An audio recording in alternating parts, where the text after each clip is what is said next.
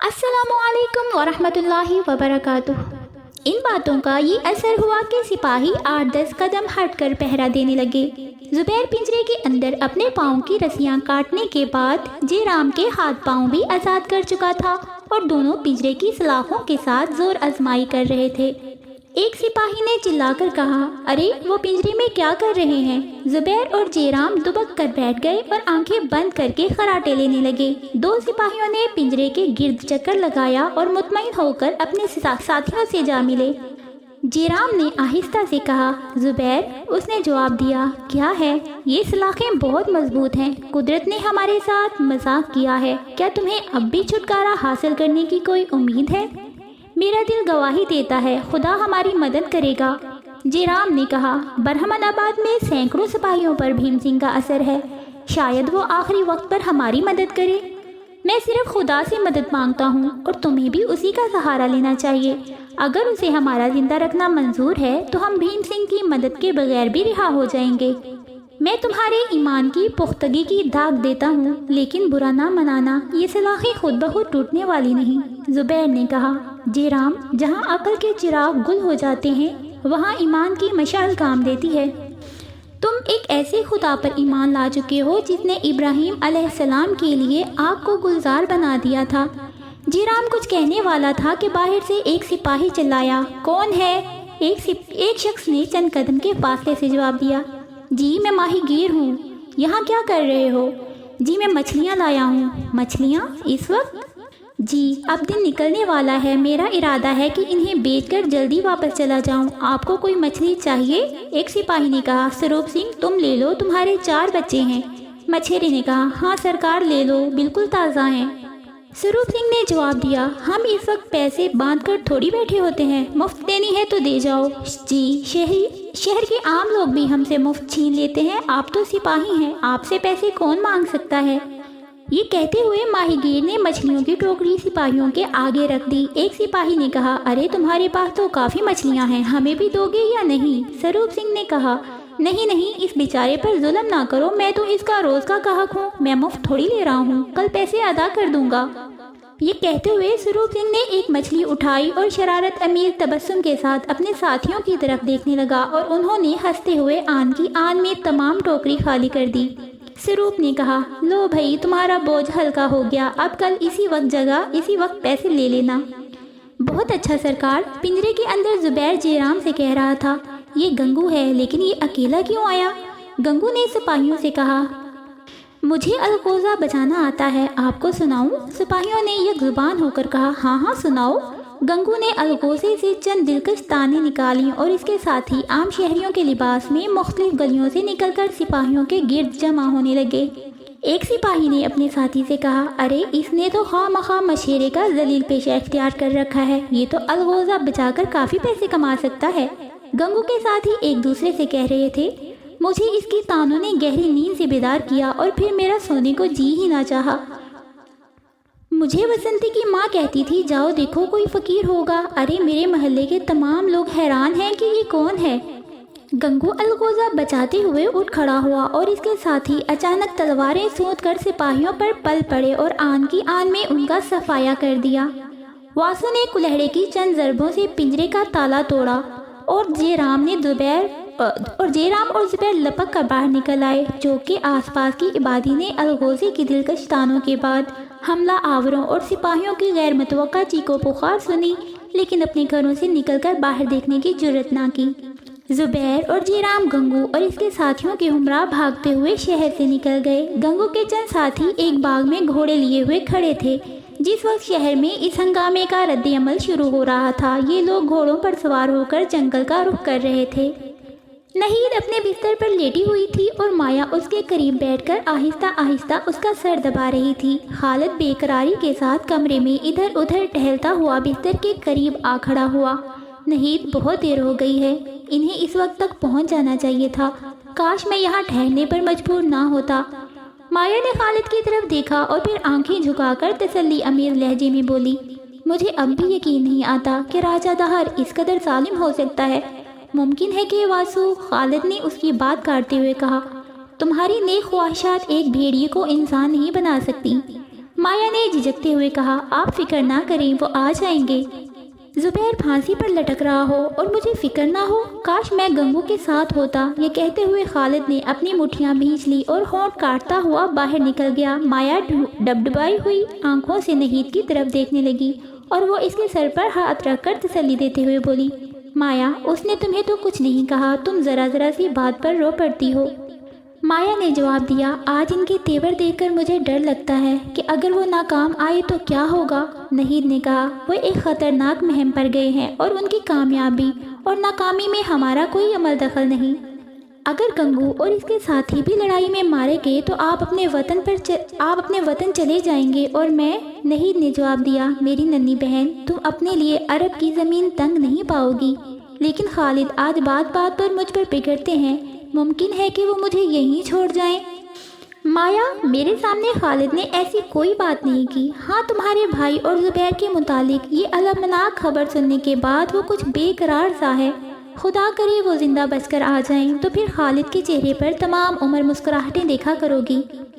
خالد کی مسکراہٹوں کا ذکر مایا کو تھوڑی دیر کے لیے تصورات کی حسین دنیا میں لے گیا۔ اسے یہ اجڑی ہوئی دنیا مہکتے ہوئے پھولوں کی ایک کیاری دکھائی دینے لگی۔ وہ پھولوں سے کھیل رہی تھی، مہکتی ہوئی ہوا کے جھونکوں سے سرشار ہو رہی تھی، چڑیوں کے چہچہے سن رہی تھی۔ وہ ایک عورت تھی جسے محبت تنکوں کا سہارا لینا اور امید دریا کے کنارے مٹی کے گھروندے بنانا سکھاتی ہے۔ لیکن ایک خیال باد سموم کے تیز جھونکے کی طرح آیا اور مایا کے دامن امید میں مہکتے ہوئے پھول مرجھا گئے۔ تصور کی نگاہیں عرب کے ریگزاروں اور نگلستانوں میں گھومنے کے بعد برہمن آباد کے چوراہے میں اپنے بھائی کو پھانسی کے تختے پر لٹکا ہوا دیکھنے لگی۔ وہ ایک بہن تھی، ایسی بہن جو اپنے گھر میں مسرت کے کہکے سننے کے بعد بھائی کی ایک ہلکی سی آہ پر چونک اٹھتی ہے۔ مایا نے اپنے دل میں کہا، بھیا، میرے بھیا، خدا تمہیں واپس لائے، تمہارے بغیر مجھے کسی کی مسکراہٹ خوش نہیں کر سکتی۔ نہید نے اس کی طرف ٹٹکی باندھ کر دیکھتے ہوئے کہا، مایا، تمہیں واقعی خالد سے اس قدر محبت ہے؟ مایا نے چونک کر اس کی طرف دیکھا اور دوپٹے میں اپنا چہرہ چھپا کر ہچکیاں لینے لگی۔ نہید نے پھر کہا، مایا، معلوم ہوتا ہے تمہیں مجھ پر اعتبار نہیں آتا، میں خالد کو جانتی ہوں۔ وہ مایا نے اس کی بات کاٹتے ہوئے کہا، نہیں، میں اپنے بھائی کے متعلق سوچ رہی ہوں۔ قلعے کا ایک پہرہ دار بھاگتا ہوا آیا۔ نہید اپنا چہرہ دوپٹے میں چھپا لیا اور اٹھ کر بیٹھ گئی۔ پہرے دار نے کہا، خالد گھوڑے پر زین ڈال رہے ہیں، وہ میرا کہا نہیں مانتے، انہیں برہمن آباد کا راستہ بھی معلوم نہیں، اگر کوئی حادثہ پیش آ گیا تو گنگو مجھے زندہ نہیں چھوڑے گا، آپ انہیں منع کریں۔ ایک لمحہ کے لیے مایا کا دل بیٹھ گیا، پھر زور سے دھڑکنے لگا۔ وہ اٹھی اور بے تحاشا بھاگتی ہوئی قلعے سے باہر نکل آئی۔ اس کا دل یہ کہہ رہا تھا، خالد مت جاؤ، میں بھائی کا غم برداشت کر سکتی ہوں، لیکن تمہارے بغیر زندہ نہیں رہ سکتی۔ خالد، مجھ پر رحم کرو، خالد۔ قلعے سے باہر خالد گھوڑے کی لگام تھام کر اپنا ایک پاؤں رکاب میں رکھ چکا تھا۔ مایا نے بھاگتے ہوئے آواز دی، ٹھہرو، خدا کے لیے ٹھہرو، اکیلے مت جاؤ، میں تمہارے ساتھ ہوں۔ یہ کہتے ہوئے اس نے گھوڑے کی لگام پکڑ لی۔ خالد نے اپنا پاؤں رکاب سے باہر نکال لیا اور پریشان سا ہو کر مایا کی طرف دیکھنے لگا۔ اتنی دیر میں نہید بھی باہر آ چکی تھی۔ مایا نہید کی طرف متوجہ ہو کر بولی، بہن، انہیں روکو، یہ موت کے منہ میں جا رہے ہیں، بھگوان کے لیے، خدا کے لیے انہیں روکو۔ نہید نے اس کے قریب پہنچ کر کہا، خالد، اگر تمہارے جانے میں کوئی مصلحت ہوتی تو میں اس بے کسی کے باوجود تمہارا راستہ نہ روکتی۔ تم اکیلے شہر میں راجا کے تمام لشکر کا مقابلہ نہیں کر سکتے، تمہیں گنگو کا انتظار کرنا چاہیے، وہ ضرور آئے گا، اگر وہ نہ بھی آیا تو اس کا کوئی نہ کوئی ساتھی ضرور آئے گا۔ بے شک تم بہادر ہو، لیکن ایسے موقع پر صبر سے کام لینا ہی بہادری ہے۔ خالد نے جواب دیا، آپا، تمہیں بخار ہے، تم جا کر آرام کرو، میں صرف ان کی راہ دیکھنے جا رہا ہوں، میں وعدہ کرتا ہوں میں دور نہیں جاؤں گا۔ مایا نے کہا، نہیں بہن، انہیں مت جانے دو، یہ واپس نہیں آئیں گے۔ خالد نے کہا، مایا، ممکن ہے کہ راجا کے سپاہی ان کا تعاقب کر رہے ہوں، ان کی مدد میرا فرض ہے، تم اپنے بھائی کا خیال کرو۔ مایا نے جواب دیا، میرا بھائی اگر خطرے میں ہے تو آپ اس کی مدد نہیں کر سکتے۔ خالد کچھ کہنا چاہتا تھا، لیکن دور سے ایک شخص جو درخت پر چڑھ کر پہرا دے رہا تھا چلایا، وہ آ رہے ہیں، اور معاً جنگل میں گھوڑوں کے ٹاپوں کی آواز سنائی دی۔ ایک اور پہرا دار بھاگتا ہوا آیا اور بولا، شاید دشمن ان کا پیچھا کر رہے ہوں، تم قلعہ کے تہہ خانے میں چھپ جاؤ۔ خالد نے اطمینان سے جواب دیا، چھپنے کی ضرورت نہیں، اگر سپاہی ان کے تعاقب میں ہوتے تو اس طرف نہ آتے، لیکن یہ تو بہت تھوڑے گھوڑے معلوم ہوتے ہیں، خدا خیر کرے۔ گھوڑوں کے ٹاپوں کی آواز قریب آ رہی تھی اور خالد نے دوسری بار چونک کر کہا، معلوم ہوتا ہے صرف 4 گھوڑے واپس آئے ہیں۔ گھوڑوں کی آمد کی خبر پا کر نہید نے اپنے دل میں ایک زبردست دھڑکن محسوس کی، اور جب خالد نے یہ کہا کہ صرف 4 گھوڑوں کے ٹاپوں کی آواز سنائی دے رہی ہے تو امید کے چراغ روشن ہو کر اچانک بجھ گئے۔ اس کی حالت غم کے بحر بیکراں میں ٹوٹی ہوئی کشتی کے اس ملاح سے مختلف نہ تھی جو اٹھتی ہوئی لہر کو ساحل سمینے کا دھوکہ کھا چکا ہو۔ وہ محسوس کر رہی تھی کہ تقدیر آخری بار امید کا دامن اس کے ہاتھوں سے چھین رہی ہے۔ تھوڑی دیر کے بعد ایک گھوڑا جھاڑیوں کے عقب سے نمودار ہوا۔ سوار نے قریب پہنچ کر باگیں کھینچ لیں اور گھوڑے سے کود کر مایا کی طرف بڑھا۔ مایا، بھیا، میرا بھیا کہتی ہوئی بھاگ کر اس کے ساتھ لپٹ گئی۔ نہید اور خالد کی نگاہیں جھاڑیوں کی طرف تھیں۔ جیرام کو دیکھ کر نہید زبیر کے متعلق پھر ایک بار امیدوں کی چراغ روشن کر رہی تھی۔ جیرام کے بعد واسو اور اس کے پیچھے گنگو اور زبیر جھاڑیوں کے عقب سے نمودار ہوئے۔ زبیر کو دیکھ کر نہید جھجکتی ہوئی 2-3 قدم آگے بڑھی۔ زبیر اس کے قریب پہنچ کر گھوڑے سے اترا۔ خالد بھاگ کر اسے لپٹ گیا۔ نہید نے چاہا کہ بھاگ کر اپنے کمرے میں پہنچ جائے، لیکن اس نے محسوس کیا کہ اس کے پاؤں زمین میں پیوست ہو گئے ہیں۔ اس کے اعضاء میں ریشہ تھا، اس کا سر چکرا رہا تھا۔ مہینوں کے تھکے ہوئے مسافر کی طرح منزل کو اچانک اپنے قریب دیکھ کر اس کی ہمت جواب دے چکی تھی۔ زبیر خالد سے علیحدہ ہو کر آگے بڑھا اور بولا، نہید اب تم اچھی ہو نا؟ وہ جواب دینے کی بجائے اپنے چہرے کا نقاب درست کرنے لگی۔ زبیر نے پھر کہا، نہید تمہارا زخم کیسا ہے؟ نہید کے ہونٹ کپ کپائے۔ اس نے لرزتی ہوئی آواز میں کہا، خدا کا شکر ہے آپ آ گئے، میں ٹھیک ہوں۔ اس کے آخری الفاظ ایک گہری سانس میں ڈوب کر رہ گئے اور وہ لڑکھڑا کر زمین پر گر پڑی۔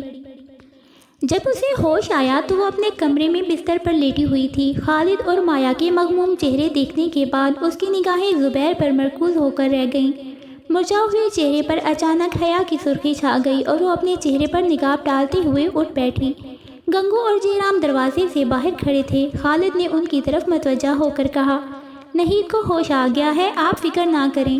زبیر نے تسلی دیتے ہوئے کہا، نہید اب ہماری مصیبت ختم ہونے والی ہے، میں آج ہی جا رہا ہوں۔ مایا ایک عورت کی ذکاوتِ حس سے زبیر کے متعلق نہید کے جذبات کا اندازہ لگا چکی تھی۔ اس نے جلدی سے کہا، نہیں آپ یہیں ٹھہریں، اس وقت سارے سندھ میں آپ کی تلاش ہو رہی ہوگی۔ زبیر نے جواب دیا، میرے لیے سندھ کی سرحد پار کرنے کا یہی ایک موقع ہے۔ کل تک تمام راستوں کی چوکیوں کو ہمارے فرار ہونے کی اطلاع مل جائے گی۔ ہمارے باقی ساتھی راجا کے سپاہیوں کو چکمہ دینے کے لیے مشرق صحرا کا رخ کر رہے ہیں۔ میں اس موقع سے فائدہ اٹھانا چاہتا ہوں۔ خالد تم یہیں رہو گے، اگر اس جگہ کوئی خطرہ پیش آیا تو گنگو تمہیں کسی محفوظ مقام پر لے جائے گا۔ عرب سے ہماری افواج کی آمد تک اگر نہید گھوڑے پر چڑھنے کے قابل ہو گئی تو گنگو تمہیں مکران پہنچا دے گا۔ نہید نے کہا، جب تک میری بہنیں قید میں ہیں میں یہیں رہنا پسند کروں گی۔ خدا آپ کو جلد واپس لائے، ہم آپ کا انتظار کریں گے۔ میرا خط آپ کو مل گیا ہوگا، آپ فوراً روانہ ہو جائیں، واپس آنے میں دیر نہ کریں۔ ہاں میں علی کا حال پوچھنا چاہتی ہوں۔ علی آپ کو بہت یاد کرتا ہے، دیبل کے گورنر نے اسے بہت حیثیت دی، لیکن وہ ایک بہادر لڑکا ہے۔ وہ خواہ کسی بھی حالت میں ہو نماز کے وقت اذان ضرور دیتا ہے۔ یہ لوگ اذان سے بہت گھبراتے ہیں۔ اسے بارہا کوڑوں کی سزا دی جا چکی ہے، لیکن اس کے استقلال میں کوئی فرق نہیں آیا۔ برہمن آباد کے قید خانے میں بھی اس کا یہی حال تھا۔ راجا کے سپاہی اسے زبان کاٹ ڈالنے کی دھمکی دے چکے ہیں، لیکن اس کا ارادہ متزلزل نہیں ہوا۔ نہید نے کہا، یہ سب آپ کی صحبت کا اثر ہے، ورنہ وہ اتنے مضبوط دل کا مالک نہ تھا۔ سراندیپ میں اسے ایک کمزور لڑکا سمجھا جاتا تھا۔ زبیر نے جواب دیا، انسان کے عیوب و محاسن صرف خطرے کے وقت ہی ظاہر ہوتے ہیں۔ دروازے پر سے گنگو نے آواز دی، اب دوپہر ہونے والی ہے، آپ کو دیر نہیں کرنی چاہیے۔ نہید نے کہا، آپ جائیں، خدا آپ کی مدد کرے، لیکن آپ کو مکران تک خوشی کا راستہ معلوم ہے؟ زبیر نے جواب دیا، واسو میرے ساتھ جا رہا ہے، وہ تمام راستوں سے واقف ہے، میں مکران کی سرحد پر پہنچ کر اسے واپس بھیج دوں گا۔ مایا نے کہا، لیکن اس لباس میں آپ فوراً پہچانے جائیں گے۔ زبیر نے مسکراتے ہوئے جواب دیا، میری ننھی بہن کو میرا بہت خیال ہے، لیکن اسے پریشان نہیں ہونا چاہیے۔ میں ایک سندھی کا لباس پہن کر جا رہا ہوں، اور اب تو میں سندھ کی زبان بھی سیکھ چکا ہوں، کوئی مجھ پر شک نہیں کرے گا۔ مایا نے کہا، آپ مجھے بہن کہہ کر بہت سی ذمہ داریاں اپنے سر لے رہے ہیں۔ یاد رکھیے، ہمارے ملک میں دھرم کے بہن بھائیوں کا رشتہ سگے بہن بھائیوں کے رشتے سے کم مضبوط نہیں ہوتا۔ اگر آپ مجھے اپنی بہن کہتے ہیں تو ہفتوں کا سفر دنوں میں طے کریں۔ ہماری مصیبت آپ کے ساتھیوں کی مصیبت سے کم نہیں۔ وہ میرے بھائی کی تلاش میں سندھ کا کونا کونا چھان ماریں گے۔ مجھے ڈر ہے آپ کی افواج کے آنے سے مایوس ہو کر کہیں میرا بھائی کاٹھیاواڑ کی طرف فرار ہونے پر آمادہ نہ ہو جائے۔ جیرام نے باہر سے بلند آواز میں کہا، مایا کیا کہتی ہو؟ میں ایک راجپوت ہوں، نہیں بلکہ ایک مسلمان بھی ہوں۔ میں اپنے محسنوں کو چھوڑ کر کہاں جا سکتا ہوں؟ مسلمان؟ میرا بھائی ایک مسلمان؟ مایا یہ کہتی ہوئی نہید کی چارپائی سے اٹھ کر بھاگی اور باہر نکل کر جیرام سے لپٹ گئی۔ اس کا دل کہہ رہا تھا، اس کی آنکھوں میں خوشی کے آنسو تھے۔ بھیا سچ کہو تم مسلمان ہو گئے؟ اس نے جواب دیا، مایا پارس کے ساتھ مس ہو کر لوہا لوہا نہیں رہتا۔ تم روٹھ تو نہ جاؤ گی؟ میں؟ اس نے الگ ہو کر آنسو پونچھتے ہوئے کہا، میں کیسے روٹھ سکتی ہوں؟ خدا نے میری دعائیں سن لی، میری منتیں قبول کر لیں۔ بھیا مبارک ہو، لیکن تمہارا اسلامی نام؟ زبیر نے باہر نکلتے ہوئے کہا، یہ میری کوتاہی ہے۔ اگر تم پسند کرو تو تمہارے بھائی کا نام ناصر الدین رکھتا ہوں، اور میرا نام؟ خالد، زبیر، گنگو اور جیرام حیران ہو کر مایا کی طرف دیکھنے لگے۔ مایا نے اپنے سوال کا کوئی جواب نہ پا کر کہا، تم حیران کیوں ہو؟ نہید سے پوچھو۔ وہ یہ کہہ کر دہلیز میں آ کھڑی ہوئی اور نہید کو مخاطب کرتے ہوئے بولی، نہید بہن، انہیں بتاؤ، کیا میں نے تمہارے سامنے کلمہ نہیں پڑھا؟ کیا میں نے چھپ چھپ کر تمہارے ساتھ نمازیں نہیں پڑھی؟ کیا میں نے قرآن کی آیات یاد نہیں کی؟ مایا پھر اپنے بھائی کے پاس آ کھڑی ہوئی اور زبیر سے مخاطب ہو کر کہنے لگی، آپ کی سوچ میں پڑ گئے؟ نہید میرا نام زہرا رکھ چکی ہے اور مجھے یہ نام بہت پسند ہے۔ خالد نے اندر آ کر نہید کے کان میں آہستہ سے کہا، تم نے یہ باتیں مجھ سے کیوں چھپائیں؟ نہید نے مسکرا کر جواب دیا، مایا کو اس بات کا ڈر تھا کہ آپ یہ خیال نہ کریں کہ وہ آپ کو خوش کرنے کے لیے مسلمان ہوئی ہے۔ اسے اپنے بھائی کا خوف بھی تھا، اس لیے وہ مجھ سے وعدہ لے چکی تھی کہ فی الحال اس کا راز اپنے آپ تک محدود رکھوں۔ خالد پھر بھاگتا ہوا جیرام کے قریب آ کھڑا ہوا، اس کی روح مسرت کے 7ویں آسمان پر تھی۔ زبیر نے کہا، بھائی ناصر الدین، بہن زہرا، میں تم دونوں کو مبارکباد دیتا ہوں، خدا تمہیں استقامت بخشے۔ گنگو نے کہا، زبیر، اگر ہمارا دل ٹٹول کر دیکھو تو ہم سب مسلمان ہیں، لیکن سب کے نام سوچتے ہوئے تمہیں بہت دیر لگ جائے گی۔ یہ خدمت خالد کے سپرد کر دو، اب دوپہر ہو رہی ہے، تمہیں شام تک کم از کم یہاں سے 30 کوس دور نکل جانا چاہیے۔ زبیر نے مسکراتے ہوئے جواب دیا، میں تیار ہوں۔ گنگو نے واسو کو آواز دے کر کپڑے لانے کے لیے کہا۔ زہرا پھر نہید کے پاس آ بیٹھی اور زبیر نے گنگو کی ہدایت کے مطابق ایک سندھی سپاہی کا لباس زیب تن کیا۔ گنگو نے کہا، آپ کے لیے گھوڑے تیار کھڑے ہیں، میں ابھی آتا ہوں۔ یہ کہہ کر وہ دوبارہ نہید کے کمرے میں داخل ہوا۔ وہ اس کے پاؤں کی آہٹ سن کر اپنے چہرے پر نقاب ڈال چکی تھی۔ زبیر نے کہا، نہید، خدا حافظ، بہن زہرا میرے لیے دعا کرنا۔ دونوں نے جواب میں خدا حافظ کہا اور زبیر لمبے لمبے قدم اٹھاتا ہوا کمرے سے باہر نکل آیا۔ خالد، ناصر الدین اور گنگو نے قلعے کے دروازے تک اس کا ساتھ دیا۔ واسو دروازے پر 2 گھوڑے لیے ہوئے کھڑا تھا۔ زبیر خدا حافظ کہہ کر گھوڑے پر سوار ہو گیا۔ واسو نے اس کی تقلید کی۔ گنگو نے کہا، دھوپ تیز ہے لیکن یہ گھوڑے تازہ دم ہیں، 30 کوس کی پہلی منزل ان کے لیے بڑی بات نہیں۔ واسو، اس مہم میں تمہاری کامیابی شاید چند مہینوں میں سندھ کا نقشہ بدل دے۔ جب تک زبیر مکران کی سرحد عبور نہ کرے واپس نہ آنا، آپ بے فکر رہیں۔ یہ کہہ کر واسو نے گھوڑے کو ایڑ لگا دی۔ زبیر نے اپنا گھوڑا اس کے پیچھے چھوڑ دیا۔ قلعے کے اندر گھوڑے کی ٹاپوں کی آواز سن کر زہرا نے نہید کی طرف دیکھا۔ نہید کی آنکھوں میں آنسو چھلک رہے تھے اور وہ آہستہ آہستہ کہہ رہی تھی، خدا تمہاری مدد کرے، خدا تمہیں دشمنوں سے بچائے۔ زہرا کی آنکھوں میں آنسو بھی آ گئے اور وہ بولی، آپا، تم اب تک مجھ سے ایک بات چھپاتی رہی ہو، تمہیں ان سے محبت ہے؟ نہید نے کوئی جواب دیے بغیر زہرا کا ہاتھ اپنے ہاتھوں میں لے لیا۔ گھوڑوں کی ٹاپوں کی آواز آہستہ آہستہ نہید کے کانوں سے دور ہو رہی تھی۔ آنسوؤں کے موتی اس کی آنکھوں سے چھلک کر رخساروں پر بہہ رہے تھے۔ زہرا نے اپنے دوپٹے سے اس کے آنسو پونچھتے ہوئے کہا، بہن، وہ جلد آ جائیں گے، وہ ضرور آئیں گے۔ یہاں ہماری کہانی کا پہلا حصہ مکمل ہو چکا ہے۔ اگر آپ کو یہ اچھا لگ رہا ہے تو اسے لائک کریں، شیئر کریں اور میرے چینل کو سبسکرائب کریں۔ شکریہ۔ اللہ حافظ۔